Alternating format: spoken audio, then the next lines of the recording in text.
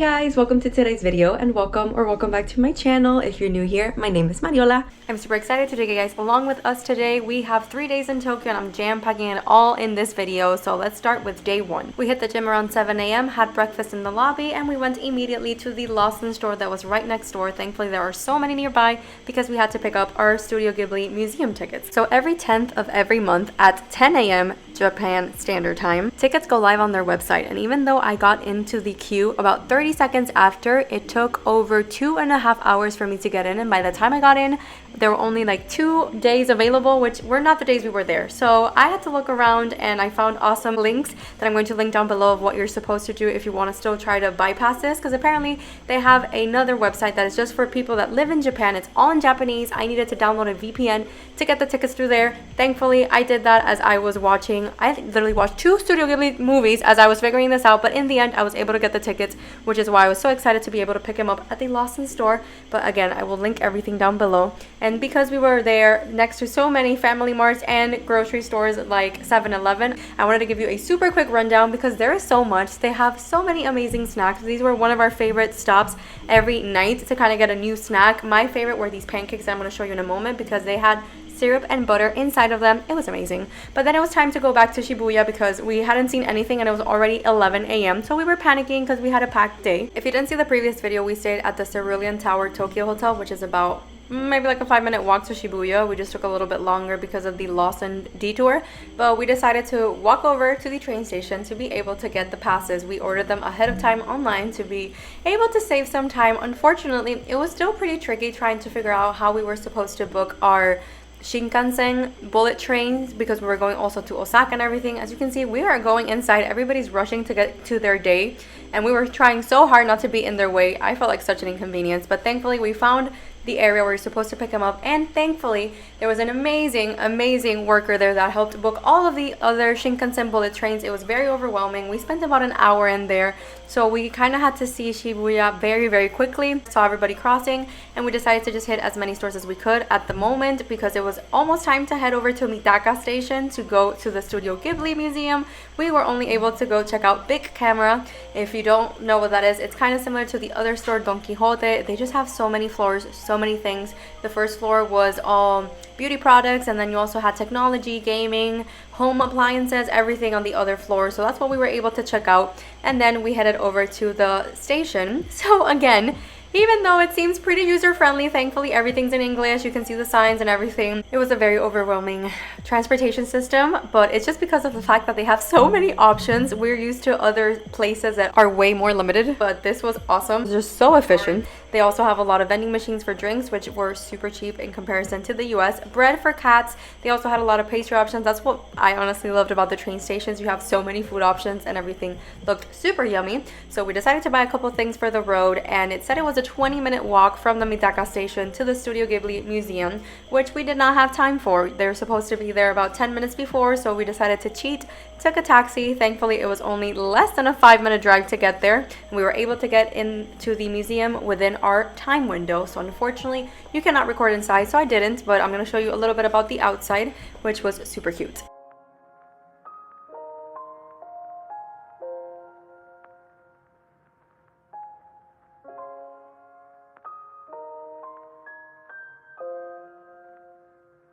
I think it took us about an hour to see absolutely everything in the museum, not counting the time we spent in the merchandise shop because that's where we went crazy, as well as the time that we had lunch. It was honestly very yummy. It was very cutely themed, so I very much enjoyed the restaurant.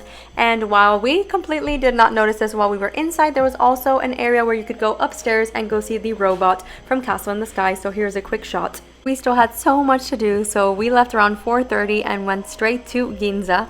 I wanted to show you guys, this is the Tokyo Imperial Palace. We wanted to go so bad, but unfortunately no time.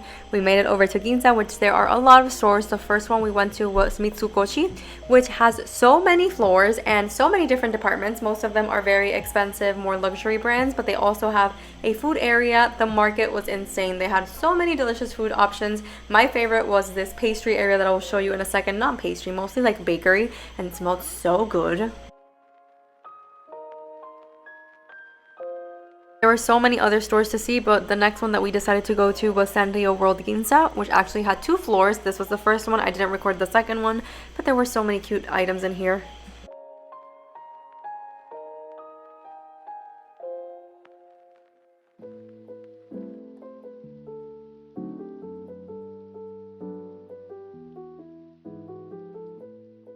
Thankfully, the sun was setting late here, so right now it was about 7:30. We decided to take a taxi to run over to Shibuya again, but because we wanted to go to Shibuya Parko, where you can find, it's like a shopping center, you can find a lot of stores like the Pokemon Center and the Nintendo, which was where we spent a lot of our time, but we were also rushing because unfortunately these stores close really early, well, up to our standards early, but there's so much to see. There was a really cool area where you can stand in front of a camera and they make a Pikachu that looks like you that I'll show you in a moment. I really wanted to do it, but the line was really long, and I also knew I was gonna go crazy at the Nintendo store.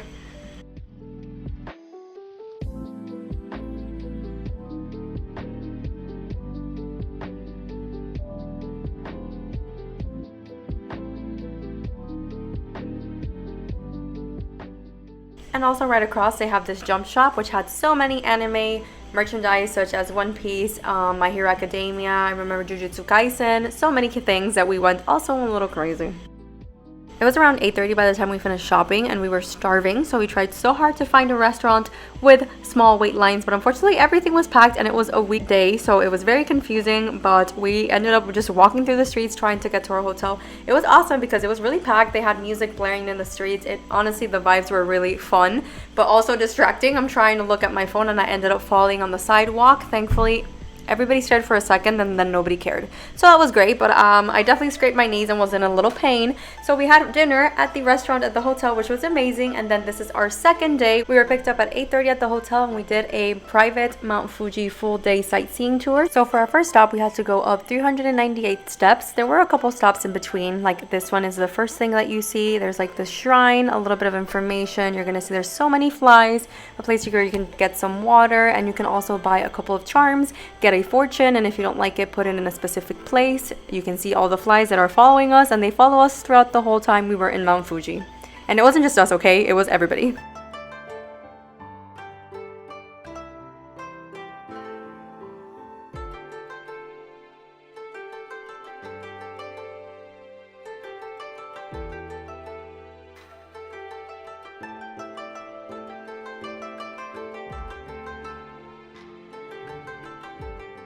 This is the amazing view from the top. That is Mount Fuji, currently hidden behind these clouds. Let me show you what we were supposed to see if you're lucky. But our search for Mount Fuji continued as we went to a small village that is nearby. It was honestly the highlight, especially after the day we had previously in Tokyo. It was so relaxing. They had this koi pond. There were so many people walking with their dogs, and there's so many vendors for you to buy food. That's why I'm saying it's the highlight, because we are total foodies and we ate so much. So I will show you a little bit of what we got.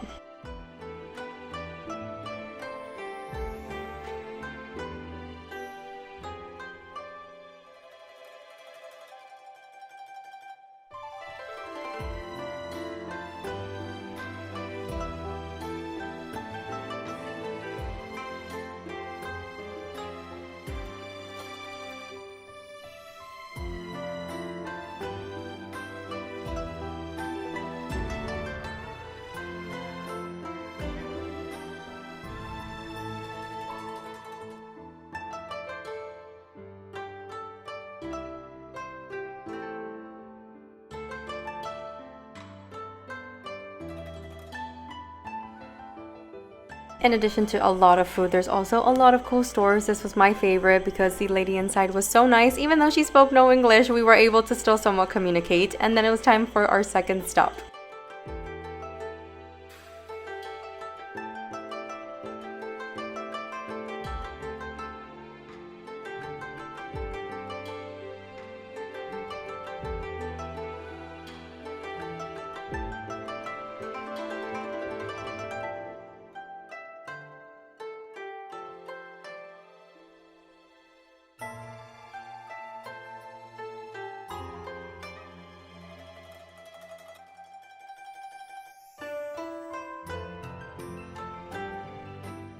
This was one of my favorite things because it's basically two trees that have become intertwined at the root and again fused, which I thought was awesome. And we also were able to kind of see these people that were going in were going to baptize a child, but obviously we just didn't stick around or record because that would have been weird. But it was cool because we got to hear the gongs going on in the background.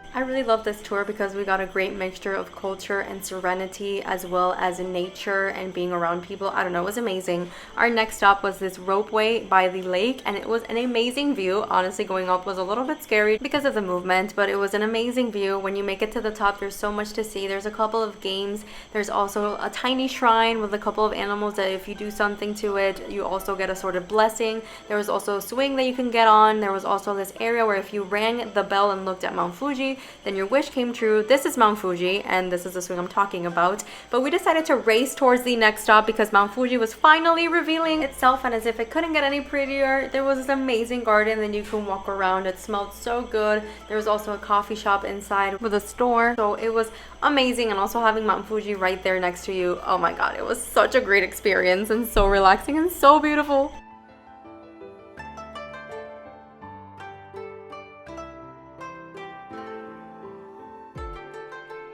By the end of the day, we were dropped off back at the hotel around 6:30 and we had dinner at a restaurant nearby, which was so good. Went back to the hotel to take about a 10-15 minute power nap, and then we went back to Shibuya Crossing just to kind of see it in the nighttime. It wasn't as packed as it was during the daytime, so it was very nice to see. And as you can see, it's raining. So the next day when we woke up, it was very cloudy, very different from the view we had on our first day, but it was still so cool to see. And thankfully, we were actually heading to Kyoto. So we did take the bullet train Shinkansen over to Kyoto, which will be in a later video. We spent about 2 days there, and then when we came back to Tokyo, this is what we did on our third day there. We arrived at Tokyo Station, and there's this character street where there's so many stores, and our main one was the Kirby Cafe. So kind of like what I talked about getting tickets for the Studio Ghibli, there's an actual Kirby Cafe where you can go sit down and eat in a restaurant, but that was fully booked in about a minute from when these spots opened up. So we decided to go to the Kirby Cafe, which is in the station. It's a lot easier to get reservations for if you're not able to get the other. You still get the cute merch, and you also get amazing treats that were super delicious, super jiggly, and you also get to explore all these other shops.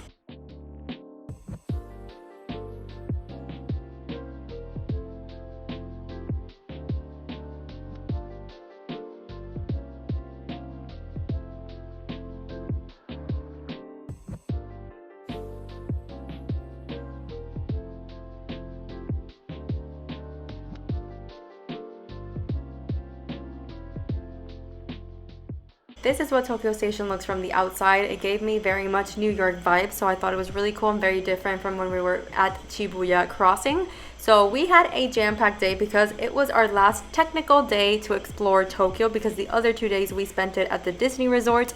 So we went a little crazy. So we also booked a taxi to be able to run around Tokyo. I ate my sweets in the car, and then we just ran from place to place. As you see where we went, I just want to do a tiny rant as a warning as well. We did planning for almost a year for this trip. We had it planned down to a T, everything we wanted to do, and we were taken aback with how big and how much we underplayed how humongous Tokyo is, and being able to get from where we wanted to the next place took a lot longer than we thought. So we were able to do maybe 30% of what we wanted to do. So if you ever do plan to go, look into how far away the places are, route it with the train station or with the taxis, whatever you want to do, but take it into account. And also, because this day we tried to do a little bit of everything, we had limited time with everything. So if you do want to spend more time, also take that into consideration, because Akihabara, we had to do it running in about 45 minutes, and there were so many cool shops about, it was like anime stores and also gaming things.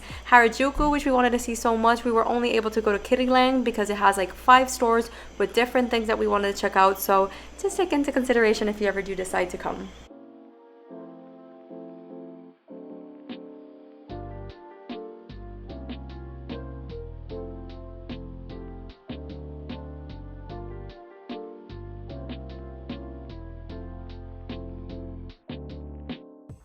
And our last stop of the day was TeamLab Planets, which was such an awesome exhibition. It was very interactive, way more than anything I've ever been to. It was super cool, also a lot easier to book than any of the other Tokyo experience that we did this time around. And it is very immersive. So you do come in and you have to take your shoes off. You walk with your socks over to a locker, and then you leave your socks. So you are shoeless for the whole time. You will be in water at some point. Most of it is really dark, so this is a couple of the only ones that I was able to get to kind of show you what it is. So just enjoy it.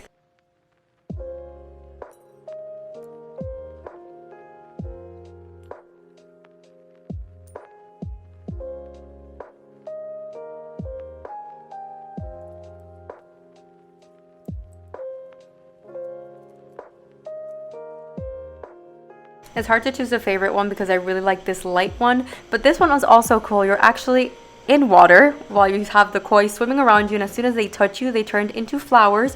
Every exhibition had an explanation, so it was also really cool to read it afterwards. This was like a planetarium where you would lay on the ground and you would see all these flowers falling on top of you. There was also a garden area. You could touch these little eggs. I have no idea what they were, but they would change colors, and there was also kind of like humming music coming out of them, which was really cool. And this was the final exhibition where it's a wall of flowers that goes up. You crawl underneath it, and then there's actual flowers, so it's smells amazing, and they just fall on top of you, and it's honestly such a cool experience. So I don't know, but that was the end of our 3 days in Tokyo. But we did spend 2 extra days, but they were all spent in the Tokyo Disney Resort, which will be another video coming up. We have an amazing room tour that I'm so excited to show you guys, as well as our time in the parks.